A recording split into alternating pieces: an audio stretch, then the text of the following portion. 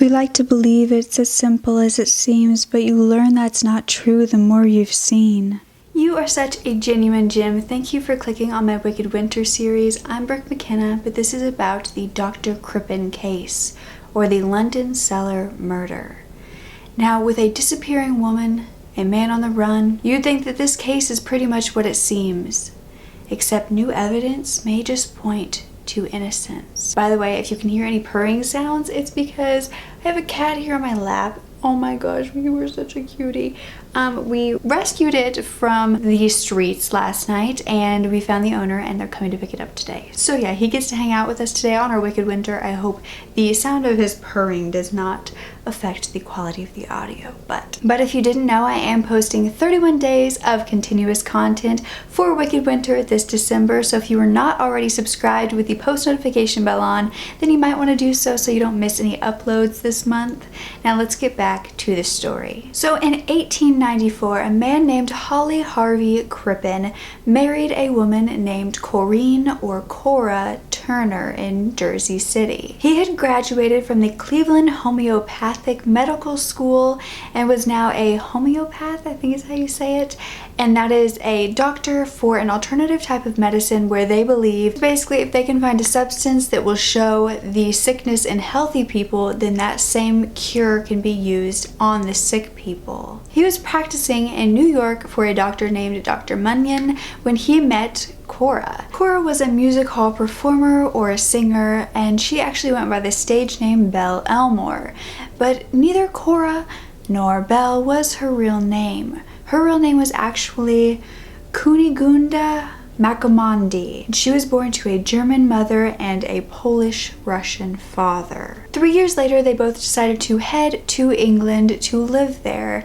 And although Dr. Crippen couldn't really work as a doctor there because his schooling didn't transfer over, he did continue to work for Dr. Munyon over there, just working with the medicines. And while he was doing that, Cora was working on her singing career, doing a lot of socializing really, and really got close with a woman named Lil Hawthorne from the Hawthorne sisters and her husband/manager John Nash. But not everything was as perfect as it seemed for this couple. You see, Dr. Crippen was spending a lot of time helping Cora with her career and she wasn't doing very well. And when his employer saw his name on her little performance slip saying that he was her manager, he was fired immediately for spending far too much time on that instead of his work in 1899. He found a new job though at Drevitt's Institution for the Deaf, and it was really working well for him, but it is when the couple actually started to get even worse. There he met and hired a young typist named Ethel Leneve,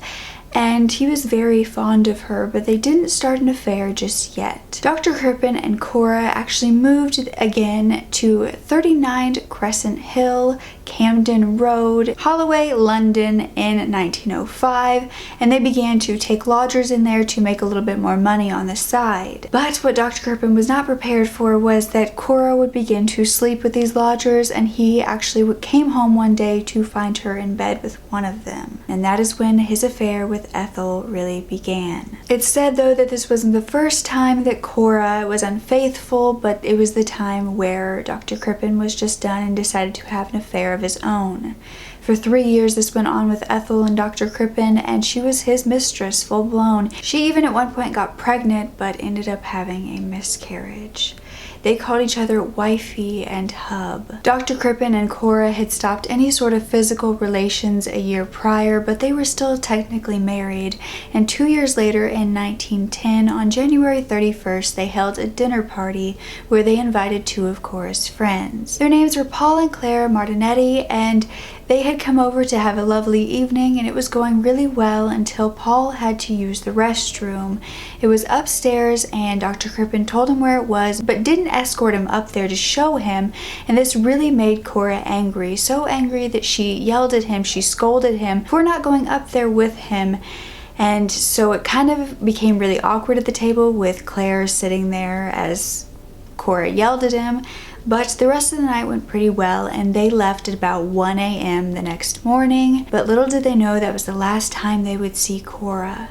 That's the last time anyone would. And of course people began to ask for her the longer she was just gone out of nowhere. She was a very social person and many people knew her or talked to her daily. But Dr. Crippen was saying that she had went back to America for a few months just to get away. The more they asked, the more information he would tell them, saying that she had actually fallen ill in America. And then Ethel moved into their house with Dr. Crippen. She started wearing Cora's clothes and her jewelry, and people found it really weird. So Dr. Crippen began to tell them that Cora had actually died in America, but not everybody believed that. Cora's friends Little Hawthorne and Kate Williams decided to call the police after they got to talking about how suspicious it was that they hadn't told them anything about it.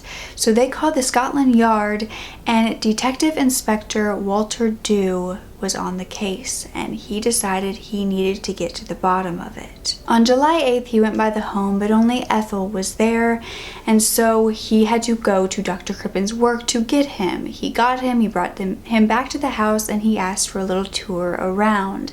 Dr. Crippen showed him around everywhere, and Walter Dew didn't really see anything out of place besides the fact that there were a ton of Cora's belongings still in the house, like she hadn't taken anything with her back to America.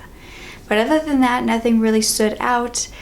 And then Dr. Crippen confessed something, that he was lying about the fact that she died and that their marriage wasn't a happy one. He said he made it all up to avoid embarrassment because what really happened was Cora went back to America with a man named Bruce Miller who was an actor. And with this story, Detective Dew thought that made a lot of sense, and so he said, okay, I believe you, but I need you to contact Cora and let her know that she needs to confirm it for me, so we can know she's still alive. And Dr. Crippen said, okay, yeah, I'll put ads in certain newspapers to tell her to contact me. And so the detective left. Then a few days he decided to go back for a follow-up just to see if he'd heard anything yet, and he found no one there. He went to make another search of the house and he didn't find anything inside once again.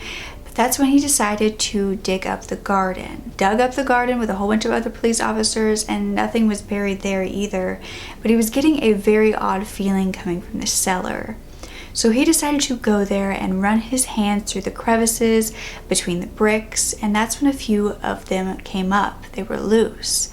So he began to dig, and that's when he got more and more of the stench that was coming up from it. And then he found the body covered in lime. Except all that was left of it was a torso without bones or genitals, and it was wrapped in a male's pajama jacket. They couldn't tell if it was Cora or not.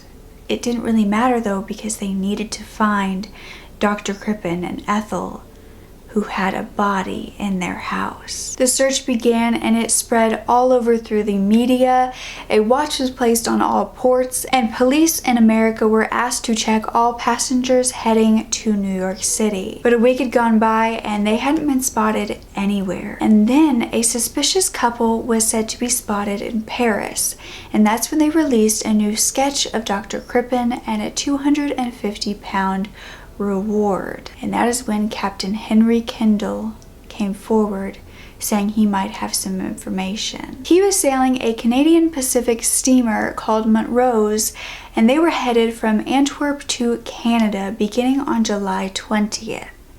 And two of his passengers were very suspicious. It was a man named John Philo Robinson and his son, but it was his son who really stood out to him and looked very unusual. He had wide hips that appeared to have even split his trousers. The two would also hold hands an awful lot for being father and son. And his father had little marks on his nose where glasses would be, like little indentations, but he wasn't wearing any glasses. The captain was almost certain that this was Ethel and Dr. Crippen, and on July 22nd, he knew they were about to reach their destination and he didn't want them to get away and be able to escape before they were caught. And then he remembered his new wireless radio communication that was just put in on his ship. And he sent out a message. London Cellar murderer and accomplice are amongst our passengers. Mustache taken off, growing beard, accomplice dressed as boy, voice, manner, and build undoubtedly a girl. both traveling as Mr. and Master Robinson. The message was immediately passed on to Detective Dew, and he had to come up with a plan fast.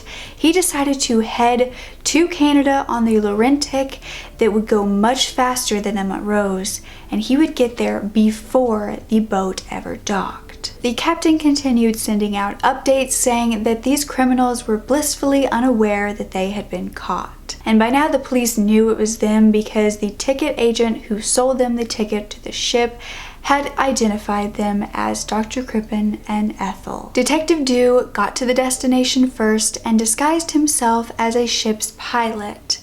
He was going to board the ship before they even docked.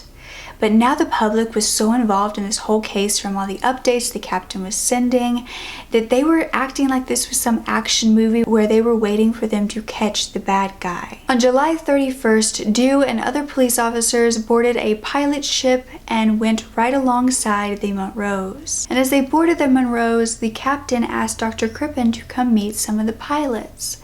Dr. Crippen had no idea he was walking to his own arrest, and Detective Dew walked right up to him, took his pilot's cap off, and said, "Good morning, Dr. Crippen. Do you know me? I'm Chief Inspector Dew from Scotland Yard." Crippen recognized him immediately and noticed the warrant in his hand that said what Dr. Crippen was being arrested for, and he said, "Murder and mutilation. Oh God." But it's also speculated that he said, "Thank God it's over. The suspense has been too great.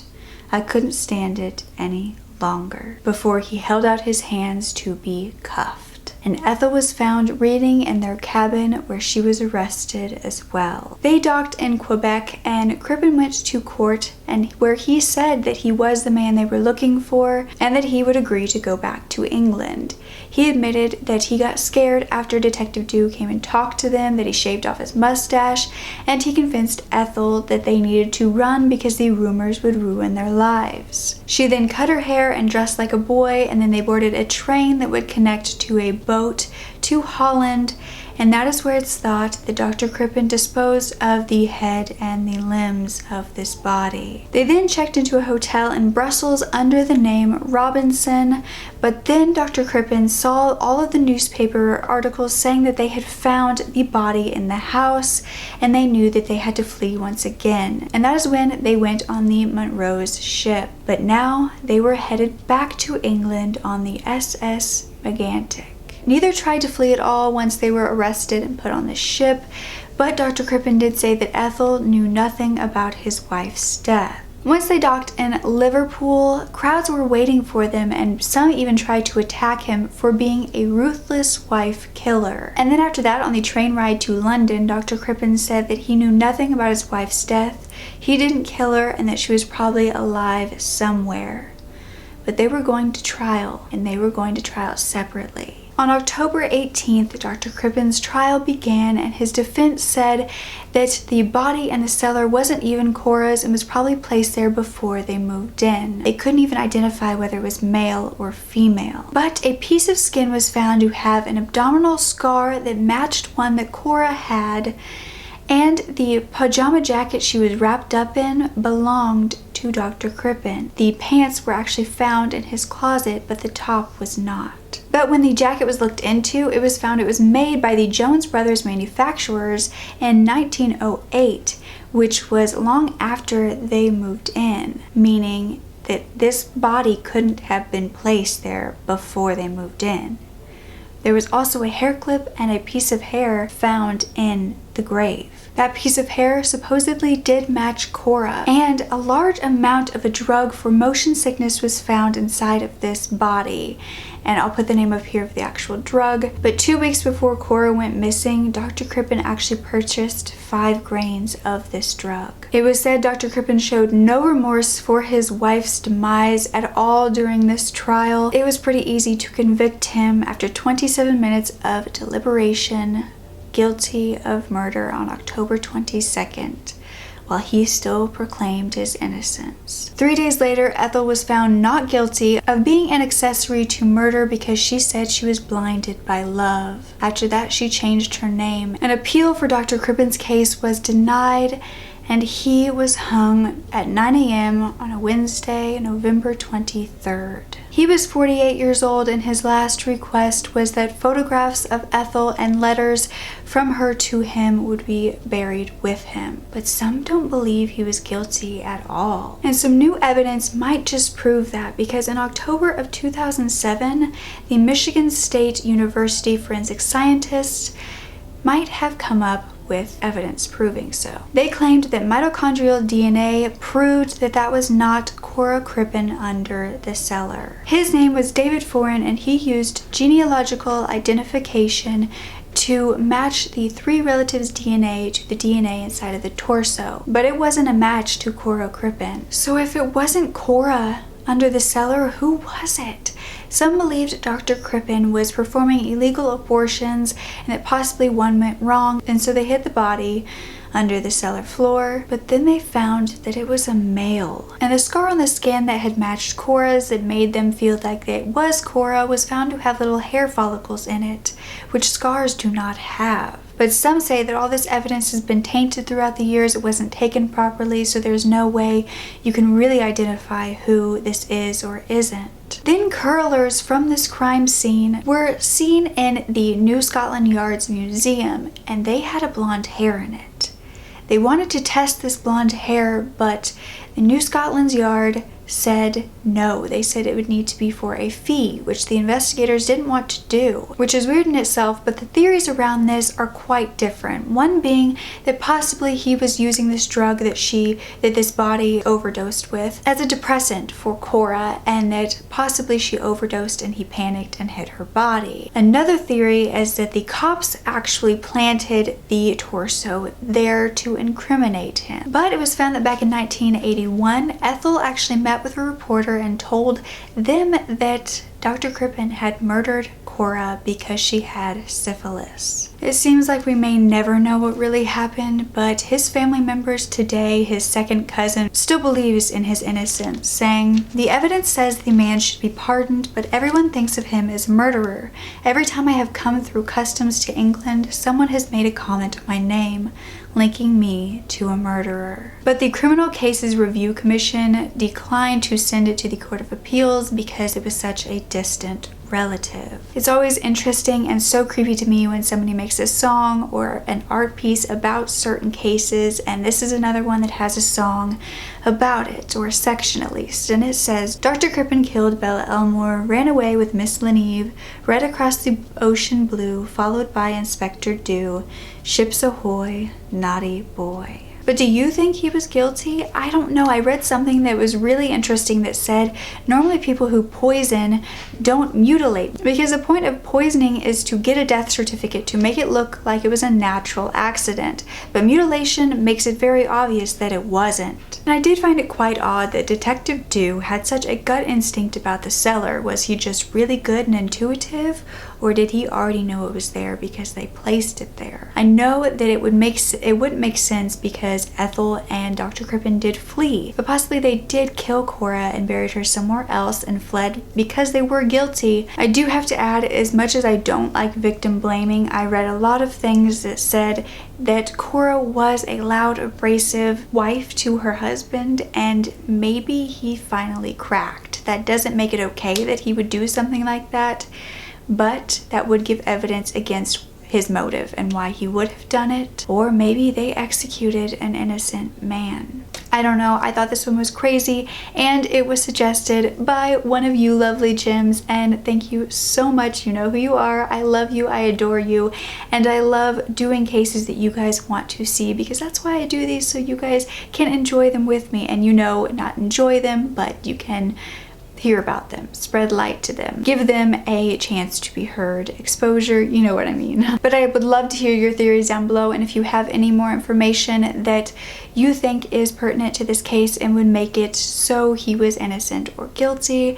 I really try to find, a definite where I thought that this is what happened, but this is one of these cases that I'm not sure will ever have a definite answer, which is so sad. And the fact that Cora's body was possibly never found, if that really wasn't her body, is just insane. What if she just lived out her life reading the newspapers that she was dead, that her body was found, that her husband was being killed for her murder when she was just hanging out, having fun? That would be insane. But remember, I'm posting 31 days of continuous content for Wicked Winter this December, and I would love to see you tomorrow.